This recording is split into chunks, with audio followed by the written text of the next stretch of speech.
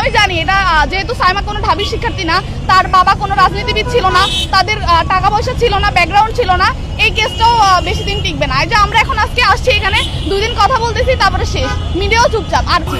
এবং ক্লাস 5 থেকে ক্লাস 10 পর্যন্ত সে কোনোদিন কোনো ক্লাসে সেকেন্ড হয়নি, সবসময় সে ফার্স্ট হয়েছিল।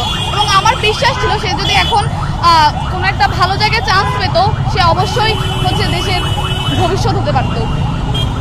যখন বিশ্ববিদ্যালয়ে প্রথম পরীক্ষা দিল এবং মেডিকেল এক্সপিরিয়েন্স ছিল, ও কোথাও চান্স পায়নি, এই জন্য অবশ্যই তার মন খারাপ ছিল, এই জন্য আমাদের সাথে ওর যোগাযোগও কম ছিল।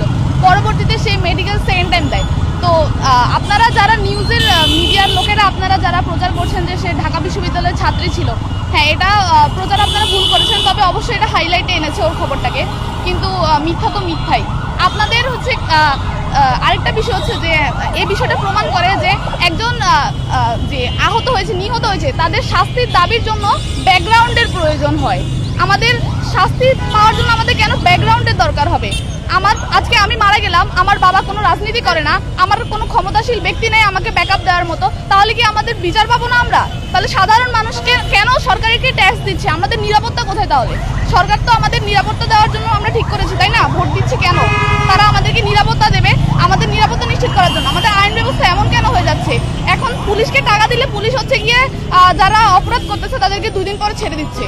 খুনের আসামি হোক, ধর্ষণের আসামি হোক, তাদের কোনো বিচারই হচ্ছে না।